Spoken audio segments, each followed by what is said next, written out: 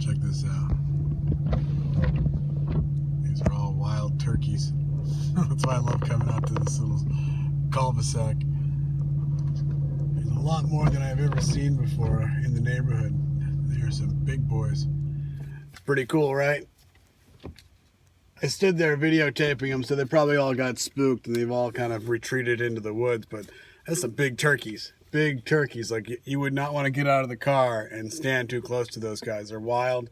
They run around these neighborhoods all the time. Usually there's packs of maybe 6 to 8, but that was literally like 15 big turkeys all together. I've never seen that many in the neighborhood before. I've been working around here for like 6 years. My day's been completely screwed up. I wanted to get a nice breakfast so I could take my break for half an hour and work on this message, and then I'd have another half an hour of doing my lunch. And I had all these problems with my debit card. Seems to have been compromised, and somebody was trying to use it for Skypes and blah blah, so I had to rectify all that, so it messed up my whole break. But I have an interesting message that deals with Revelation 13, and that's looking at Daniel 7. And this is just pointing to the first beast that came out of the sea. So what we have to remember, and this is just, that's all I'm doing, is I'm setting forth kind of like a reminder. So like I've said, Revelation 12, you can see that the dragon casts a flood out like as water after the woman to trouble her. Problematic. And the earth swallows up that flood, and he says, out of that sea I saw a beast rise up out of the sea. As I stood on the shore of the sea, I saw a beast rise out of that sea. So the devil, the dragon, has cast forth a problem to make a problem. So, and the beast had 10 horns with 7 heads and 10 crowns. And I'm just going to skim through just portions of that I've written down here because I think they're the most important just to take into mind. You don't need the whole thing. So that was verse 1. Verse 5, the beast was given a mouth to speak arrogant and blasphemous words and authority 42 months. Verse 7 and 13, in Revelation 13, the beast was permitted to wage war against the saints and conquer them. Now, let's go over to Daniel 7. I've gone into Daniel 8 a lot. I go into Daniel 11 a lot, just to kind of listen to it and just see if it's making some sort of a sense in today's climate, I guess you could say. So Daniel 7, in Daniel chapter 7, so you go down to where the dream is being interpreted, what he saw, because he needed the interpretation. So you go down to verse 17. These 4 great beasts are 4 kings. So now you go down to verse 20. The 10 horns, 3 fell, then a little one came up with a mouth that spoke words of arrogance. So looking at that, let's go back over to Revelation. 10 horns with 7 heads. 10 horns and 3 fell. And a little one came up. So 1 pops up out of where 3 were. And in verse 5 on chapter 13 in Revelations, the beast was given a mouth to speak arrogant and blasphemous words and authority, and here it's speaking the same thing, with a mouth that spoke words of arrogance. So go down to the next verse in Daniel chapter 7, 21. This horn was waging war against the saints and prevailing against them. And what is happening in verse 7 in Revelation 13? The beast was permitted to wage war against the saints and conquer them. So it's happening. So then in Daniel 7, this is my last note, verse 23. The 4th beast is a 4th kingdom. So take that in for a minute. Now this is 4 kings are the 4 beasts, but the 4th beast is a kingdom that will appear on the earth, different from all the other kingdoms, and it will devour the whole earth. So interesting with that statue the UN had been given and placed out in front of their building. It was that rainbow leopard with the eagle's wings, feet of a bear, mouth of a lion, in front of the UN, the United Nations. And no pun intended, but who works at the United Nations? The World Health Organization. Interestingly enough. So when it speaks about that kingdom, see, there again, I've done videos in the past and looking at the Sanhedrin, those who make those coins with Trump's image on it. And that one that I show normally, I got that off of the Sanhedrin's Facebook page back in December of 2019. I wanted to find it, I wanted to see it, and it was a template of what was going to be made into a coin.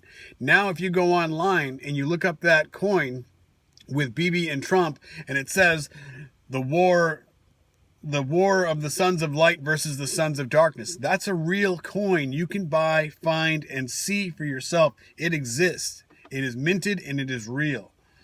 So, looking at that, I think I pulled it together the other day, and I think I showed that, where you go to Psalm 139, and it was a speech that was given by Pence back in the Trump presidency when he was the vice president, and they were inaugurating the Space Force into the military forces, whatever it is. That was the Space Force. And he stole a line out of Psalm 139, and I think it was verses 7 and 8 he used in it, because it said something about the guardians.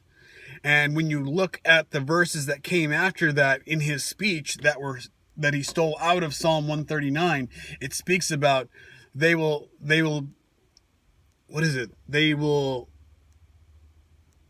hide in the, they'll count themselves as light, but they'll be seen in the darkness. Or it was something that dealt with the light and the darkness. Interestingly enough, as Trump was on the coin, there's something going on. If that's going to deal with the reveal, I'll probably upload my my Roswell alien video, which deals with interestingly enough, the time when Israel was sworn into a nation, and I think it was 1947 after World War II. It was, I think, 5 months later, before or after, that's when Roswell happened. And then 70 years, and then the temple, and then Trump moving the embassy 70 years from Roswell.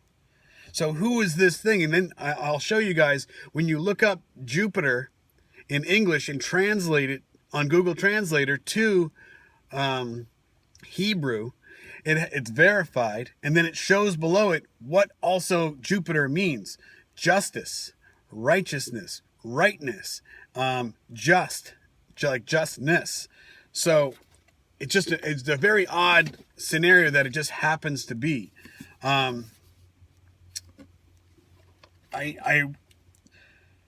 I went into Daniel 11 again yesterday, and I just want to point out some things. So when you're looking at what's happening with the bear right now, poking of the bear, let me just show you guys a couple scriptures here in Daniel 11.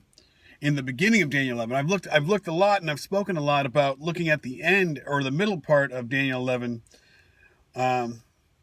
When it talks about they will worship the God of fortress, a God their fathers didn't know. I think that's verse 37, 38. But this is going back up to in chapter 11. Let me just show you guys.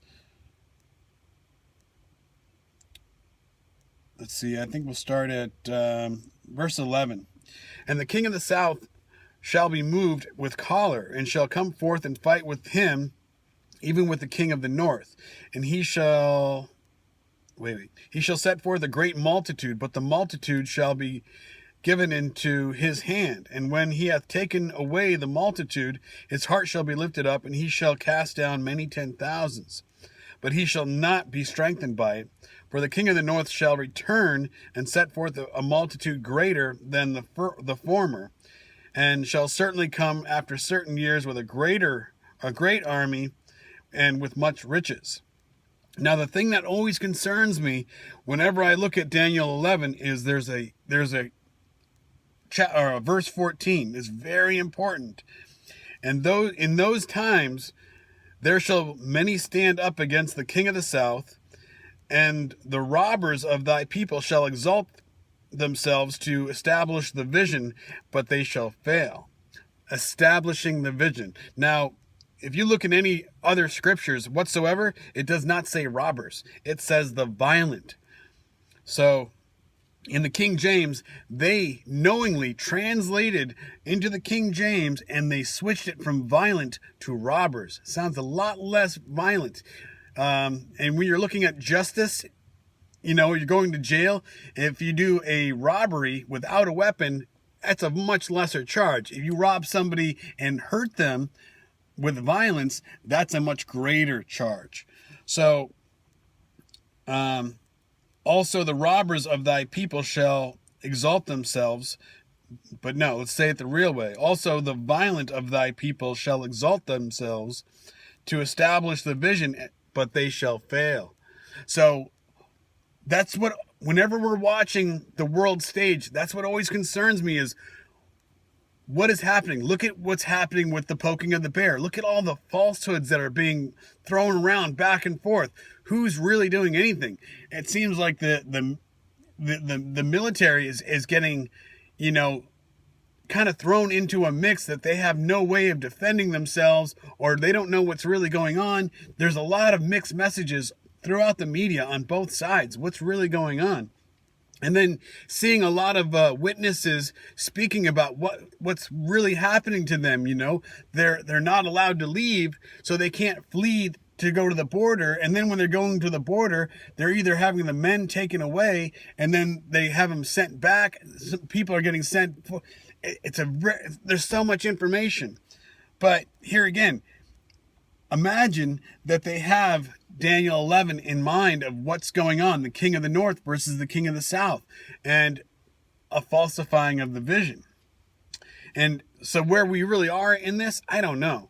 I'll make one more message after this, but I just want to show you guys another part. I think it was, okay, let's look at verses 21 now. And in his estate shall stand up a vile person, to whom he shall not be given the honor of the kingdom, but he shall come peaceably and obtain the kingdom by flatteries. And with the arm of a flood shall be overthrown from before him, and shall be broken, yea, also the prince of the covenant. And after a league made with him, he shall work deceitfully, and he shall come up and shall become strong with a small people. He shall enter peaceably even unto the fattest places of the province, and he shall do that which his fathers have not done, nor his fathers' fathers. He shall scatter among them the prey, the spoil, and the riches, yea, and he shall forecast devices amongst the strongholds, and even for a time.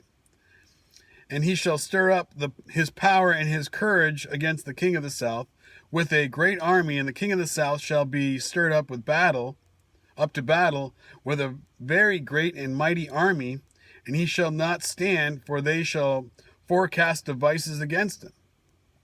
Yea, they that feed on of the portion of his meat shall destroy him, and his army shall overflow with many shall fall down slain. So there's a lot of stories of both sides of those armies having not enough supplies, frostbite, no weapons at all, no provisions, not enough bullets, not enough gear. I mean, there's a lot of weird stories that are circulating, and I'm not saying, who's right, who's wrong, who knows what's real, who's not, Fox and CNN don't see eye to eye, and MSNBC, everybody has these different stories.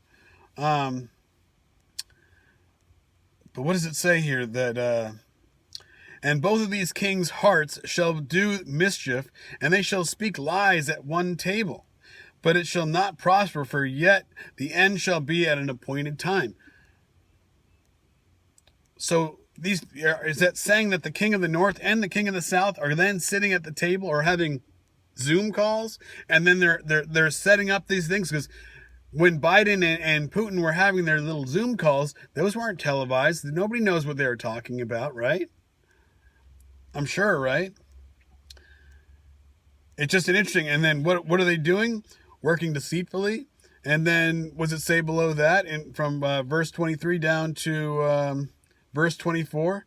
And he shall scatter among them the prey, the spoil, and the riches. What is all this money thing that now the media, who was supporting Trump 6 months ago, is now turned, and they're saying that now there's evidence of the laptop scenario, and Biden is taking money in on, from all these private companies. He's got private stock in private companies that are who knows? I really don't care.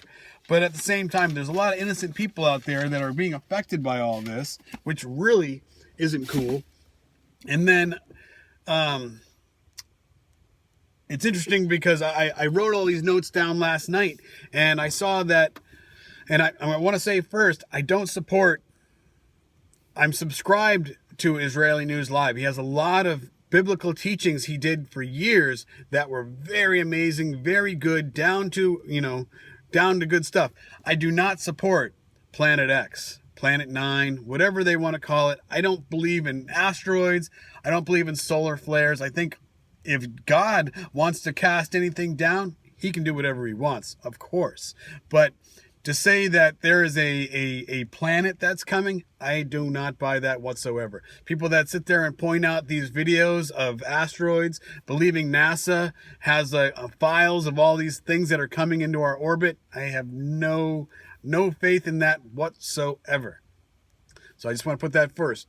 But Israeli News Live did put a video out, and he's talking about a lot of this kind of a subject of also how the Noahides are on the back burner. And when you're looking at the mark of the beast and buying into those systems, things I've said for a long time, looking at Exodus 13 and Deuteronomy 6, that, keep these things as a reminder on your forehead and a reminder on your hand.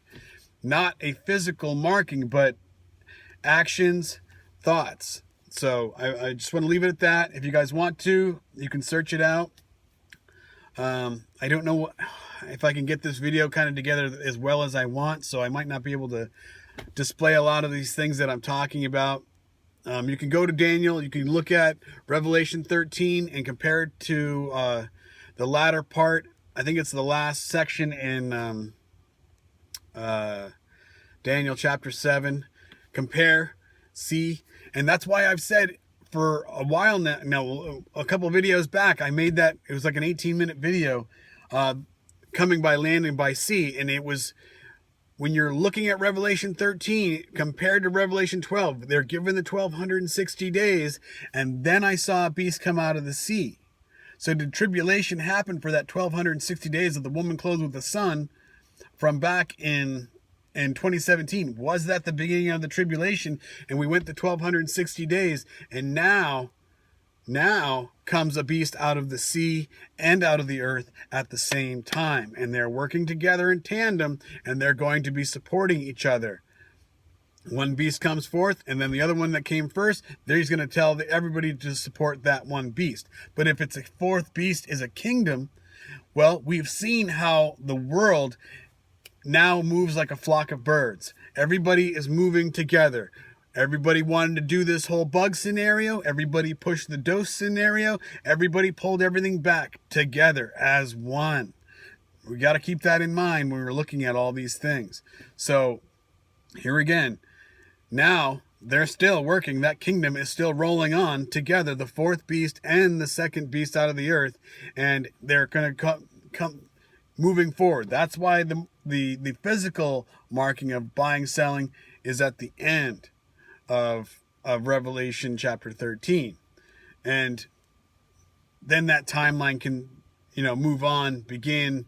And that's why the first bowl being poured out, they get a sore, which is the sin. They've taken a spiritual mark, and they are marked because they bought into the kingdom. Not saying that's factual. That's saying that these theories are something to keep in mind, keep in your pocket. never forget, because these things are going to be important as we roll on.